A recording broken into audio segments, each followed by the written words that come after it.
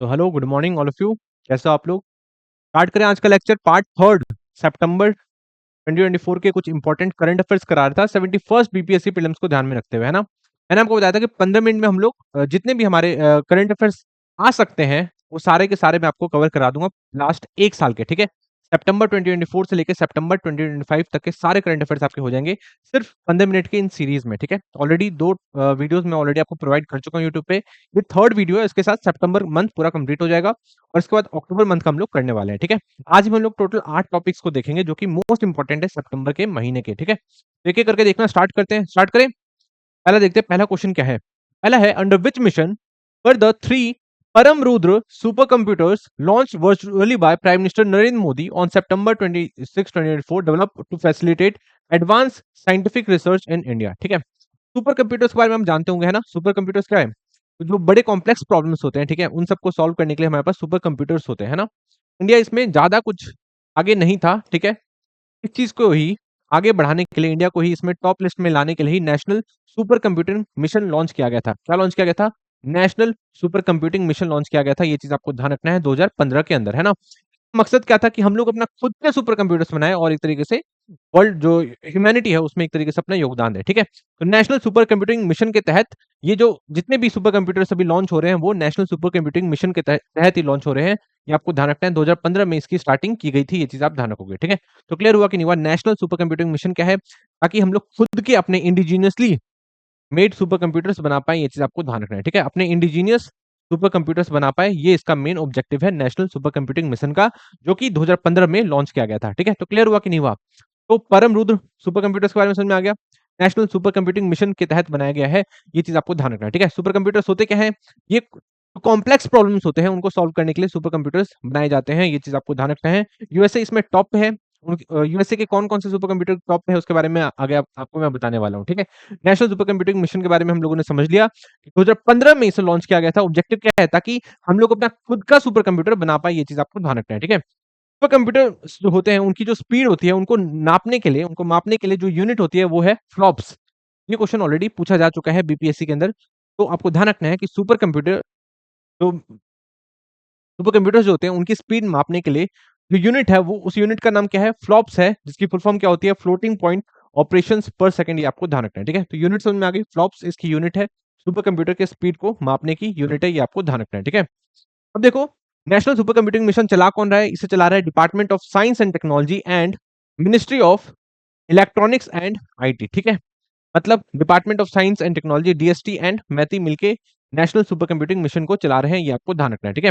Implement करने की जिम्मेदारी किस पे है? सीडेक के ऊपर है, ठीक है। सीडेक को आप जानते होंगे, बहुत बार आपने नाम सुना होगा। सीडेक क्या है? सीडेक ही बहुत सारे हमारे सुपर कंप्यूटर को ही बनाया है, ठीक है। सीडेक वही ऑर्गेनाइजेशन है जिसने हमारे बहुत सारे सुपर कंप्यूटर को बना के डिलीवर किया, ये आपको ध्यान रखना है ना। परम 8000 के बारे में आप जानते होंगे। परम 8000 ये हमारा पहला सुपर कंप्यूटर था। तो क्वेश्चन आ सकता है कि पहला सुपर कंप्यूटर कौन सा था? तो परम 8000 था, जिसे 1991 में लॉन्च किया गया था। और इसे बनाया किसने था? इसे बनाया था सीडेक ने। किसने बनाया था? सीडेक ने बनाया था। ये चीज आपको ध्यान रखना है। सीडेक क्या है? ये एक ऑर्गेनाइजेशन है, रिसर्च एंड डेवलपमेंट की ऑर्गेनाइजेशन है। किसकी? मैटी की, ठीक है। मैटी की। मैटी की फुल फॉर्म ये आप जानते ही होंगे, है ना। तो आई थिंक आपको समझ में आ चुका होगा। सीडेक क्या है? रिसर्च एंड डेवलपमेंट की ऑर्गेनाइजेशन है। 1998 में इसे मैटी द्वारा क्रिएट किया गया। और सीडेक क्या है? सीडेक ने ही परम 8000 कंप्यूटर्स को बनाया था। ये चीज आपको ध्यान रखना है, जिसे 1991 में लॉन्च किया गया था। ये चीज आप ध्यान रखोगे, ठीक है। तो समझ में आया कि नहीं आया? नेशनल सुपर कंप्यूटिंग मिशन समझ में आ गया होगा, 2015 में लॉन्च किया गया है। इसको चलाता कौन है? एक तो आपका department of science and technology और मैथी मिलकर चलाते हैं, ठीक है। और इसको इंप्लीमेंट करने की जिम्मेदारी किस पे है? सीडेक के ऊपर है। सीडेक क्या है? ये एक रिसर्च एंड डेवलपमेंट की ऑर्गेनाइजेशन है। किसके अंडर में? मैथी के अंदर में। इसे कब लॉन्च किया गया था? इसे लॉन्च किया गया था 1998 के अंदर। ये चीज आप ध्यान रखोगे, ठीक है। आई थिंक आप ये सारी चीजों को समझ पा रहे होगे कि नहीं? आई थिंक ये सारी चीजों को आप समझ पा रहे होंगे। परम 8000 क्या है? परम 8000 क्या बोलते हैं, पहला सुपर कंप्यूटर था जिसे सीडेक ने बनाया था। ये चीज आपको ध्यान रखना है, कब? 1991 में, ठीक है। तो क्लियर हुआ कि नहीं हुआ? एक टॉप 500 की लिस्ट आती है किसकी? सुपर कंप्यूटर्स की। उसमें देखो कौन कौन से सुपर कंप्यूटर थे इंडिया के। इंडिया के 4 सुपर कंप्यूटर थे, जिसमें 75th रैंक पे था एरावत, 131 रैंक पे था परम सिद्धि एआई, थर्ड नंबर पे था, 169 नंबर पे था प्रत्यूष, और 316 नंबर पे था मिहिर। ये चीज आपको ध्यान रखना है, ठीक है। तो इंडिया के 4 सुपर कंप्यूटर थे जो कि टॉप 500 की लिस्ट में थे। ये चीज आपको ध्यान रखना है, ठीक है। टॉप 3 में कौन है? टॉप 3 में तीनों ही यूएसए के सुपर कंप्यूटर से, ये आपको ध्यान रखना है, जिसका पहला है ईआई कैपिटान, फ्रंटियर और अरोरा, ये तीनों ही यूएसए से बिलोंग करते हैं, तीनों ही सुपर कंप्यूटर यूएसए से बिलोंग करते हैं। और ये टॉप 500 में टॉप 3 है, टॉप 3 सुपर कंप्यूटर ये आपको ध्यान रखना है जिनकी स्पीड सबसे ज्यादा है। स्पीड मापने की जो यूनिट है, स्पीड मापने की जो यूनिट है वो कौन सी है, वो है फ्लॉप्स। ये चीज आप ध्यान रखोगे, क्या है, फ्लॉप्स है, ये चीज आप ध्यान रखोगे, ठीक है। आई थिंक आप ये सारी चीजों को समझ पा रहे होगे। इंडिया का सुपर कंप्यूटर के बारे में आपको पता होना चाहिए, एरावत के बारे में पता होना चाहिए। एरावत क्या है, इंडिया का सुपर कंप्यूटर है जिसकी रैंक कितनी है, 75 रैंक है टॉप 500 में से, ये चीज आप ध्यान रखोगे, ठीक है। National super computing mission launch किया गया था, क्यों, ताकि हम लोग अपना खुद का सुपर कंप्यूटर बना सके। कब लॉन्च किया गया था, 2015 में लॉन्च किया गया था, ठीक है। आई थिंक आप ये सारी चीजों को समझ पा रहे होगे, सुपर कंप्यूटर से रिलेटेड सारी चीज आपको पता चल चुकी होगी, है ना। क्लियर हो गया कि नहीं हुआ। नेक्स्ट देखते हैं, नेक्स्ट क्वेश्चन क्या है। नेक्स्ट देखिए, which state recently passed Parajita bill, number में पास किया गया था Parajita bill, and Parajita bill 2024, ठीक है। अपराजिता बिल किसने, कौन से स्टेट ने लॉन्च किया है, तो आपको ध्यान रखना है वेस्ट बंगाल ने इसे एक तरीके से पास किया था अनएनिमसली, ये चीज आपको ध्यान रखना है, ठीक है। आपको पता है कि आरजीकर रेप, आपने सुना होगा आरजीकर हॉस्पिटल में जो रेप हुआ था, उसी के बाद अपराजिता बिल लाया गया था वेस्ट बंगाल की असेंबली में, ताकि जो भी रेप के जो दोषी हैं उनको मृत्यु सजा दिया जा सके, ठीक है, उनको मृत्यु दंड दिया जा सके, इसलिए वेस्ट बंगाल में अपराजिता बिल लाया गया था। ये चीज आपको ध्यान रखना है, ठीक है। समझ में आ गया। अपराजिता बिल किससे रिलेटेड है, वेस्ट बंगाल से रिलेटेड है, ताकि जो रेप के जो एक तरीके से अक्यूज्ड हैं उन सबको क्या दिया जा सके, उनको सजा दी जा सके, रेप डेथ की सजा दी जा सके, ये चीज आप ध्यान रखोगे, ठीक है। नेक्स्ट देखिए, which state recently announce the construction of Vedic 3D museum at Sampurnanand Sanskrit university to promote Indian astrology, astronomy and Vedic literature, ठीक है। तो वैदिक लिटरेचर को, एस्ट्रोलॉजी को, एस्ट्रोनॉमी को प्रमोट करने के लिए कौन से स्टेट ने वैदिक 3D म्यूजियम एस्टेब्लिश करने की बात कही है, तो आपको ध्यान रखना है उत्तर प्रदेश। उत्तर प्रदेश इसे एस्टेब्लिश कर रहा है, ये चीज आप ध्यान रखेंगे, ठीक है। उत्तर प्रदेश कहाँ एस्टेब्लिश कर रहा है, संस्कृत यूनिवर्सिटी वाराणसी के अंदर इसे कंस्ट्रक्ट करने की बात कर रहा है, ये चीज आपको ध्यान रखना है, क्या, वैदिक 3D म्यूजियम, है ना। तो क्वेश्चन आएगा कि वैदिक 3D म्यूजियम, वैदिक 3D म्यूजियम कहाँ पे बनने वाला है, कहाँ बनने वाला है, वैदिक 3D म्यूजियम कहाँ बनने वाला है, अब ध्यान रखोगे, ये बनने वाला है वाराणसी यूपी के अंदर, कहाँ पे, वाराणसी यूपी के अंदर, ये चीज आपको ध्यान रखना है, ठीक है। समझ में आ गया, वैदिक 3D म्यूजियम कहाँ बनने वाला है, वाराणसी यूपी के अंदर बनने वाला है, किस चीज के लिए, ताकि इंडिया की एस्ट्रोलॉजी, एस्ट्रोनॉमी को और वैदिक साइंस को एक तरीके से सपोर्ट किया जा सके, ये चीज आपको ध्यान रखना है, ठीक है। समझ में आ रहा है कि नहीं आ रहा है। नेक्स्ट देखते हैं, नेक्स्ट है, which state approved 33% reservation for women in its police force in 2024, ठीक है। तो कौन सा स्टेट ने अप्रूव किया है, राजस्थान ने इसे अप्रूव किया है, ये आपको ध्यान रखना है, राजस्थान ने इसे अप्रूव किया है।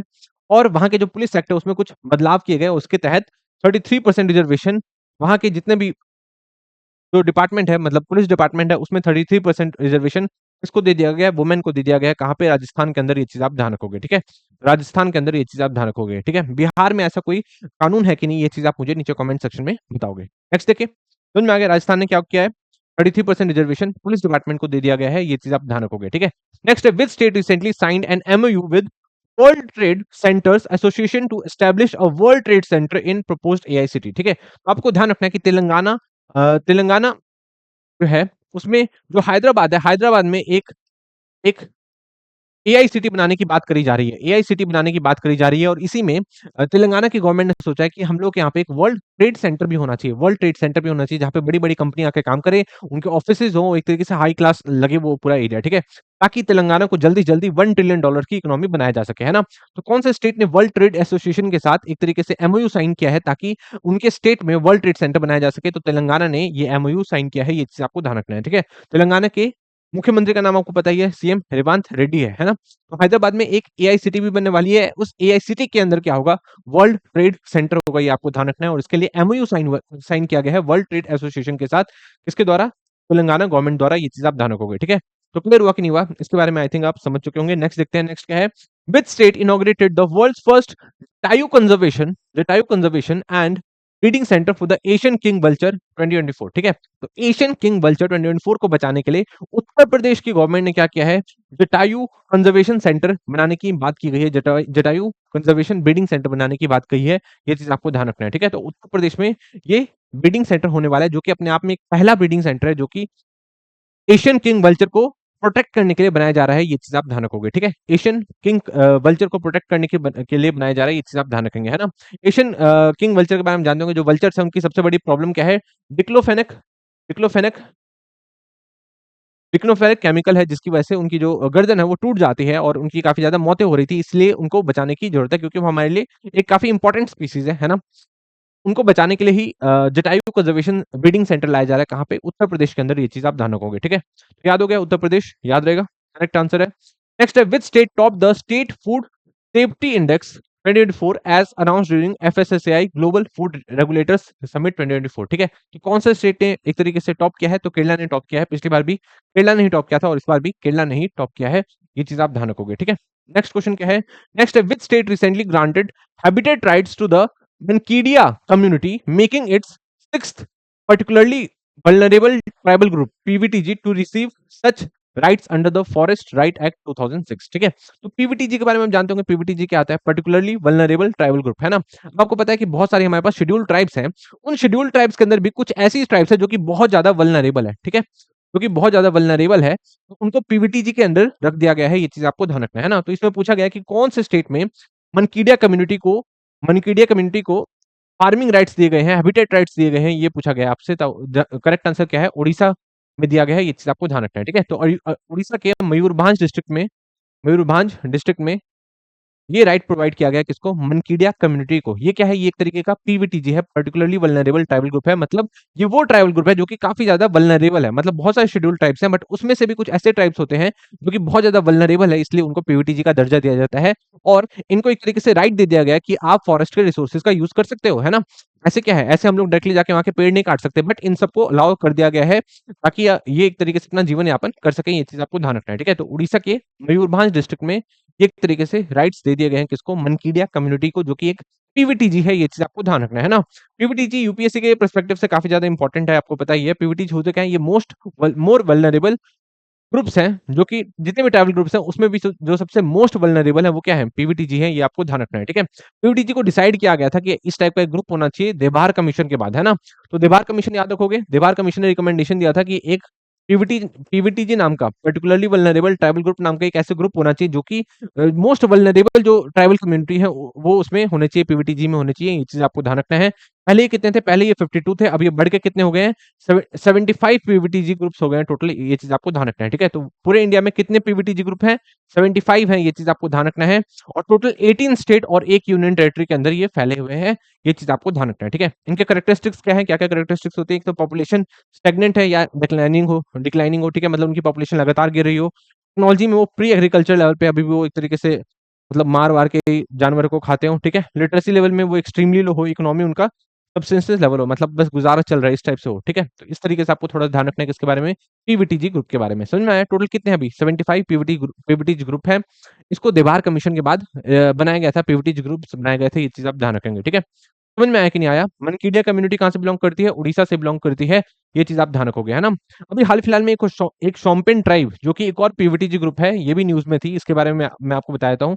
पीवीटीजी ग्रुप, अभी शोम्पेन ट्राइब ने पहली बार अपना वोट दिया था, ये चीज़ आपको ध्यान रखना है, ठीक है? तो इस कम्युनिटी के लोगों ने पहली बार अपने वोटिंग राइट्स का इस्तेमाल किया था, तो इसलिए भी शोम्पेन ट्राइब न्यूज़ में थी। 2024 का जो इलेक्शन हुआ था लोकसभा का, उसमें शोम्पेन ट्राइब ने पहली बार मतलब इनकी कम्युनिटी के लोगों ने पहली बार एक तरीके से वोट दिया था, इसलिए ये काफ़ी ज़्यादा न्यूज़ में थे, है ना? और ये कहाँ से बिलॉन्ग करते हैं? ये अंडमान एंड निकोबार आइलैंड से बिलॉन्ग करते हैं, ये चीज़ आप ध्यान रखोगे, ठीक है? तो समझ में आया कि नहीं आया? पीवीटीजी के बारे में आपको सारी चीज़ें समझ में आ चुकी होगी। नेशनल सुपर कंप्यूटिंग मिशन के बारे में भी सब कुछ समझ में आ चुका होगा, है ना? मैंने आपको करंट को थोड़ा-सा स्टैटिक के साथ लिंक करने की कोशिश की है ना? टोटल 8 टॉपिक आज हम लोगों ने फिर से कवर कर लिए इस 15 मिनट के लेक्चर में, ठीक है? तो आपको ये 15 मिनट की सीरीज़ लगातार देखनी है। ऐसे ही हम लोगों की साइंस की सीरीज़ भी अलग से चल रही है। साइंस काफ़ी ज़्यादा इंपॉर्टेंट आपको पता है आपके एग्ज़ाम पर्सपेक्टिव से, इसलिए साइंस की सीरीज़ को अच्छे से देखो। इस सीरीज़ को भी अच्छी तरीके से देखो। सिर्फ 15 मिनट में आपको बेस्ट जितने भी एमसीक्यूज़ हो सके वो प्रोवाइड करने की कोशिश करी जा रही है। नेक्स्ट वीडियो हम लोग किस पे लाएँगे? अक्टूबर महीने के ऊपर लाएँगे, ठीक है? इसी के साथ आज की वीडियो को एंड करूँगा। Thank you so much.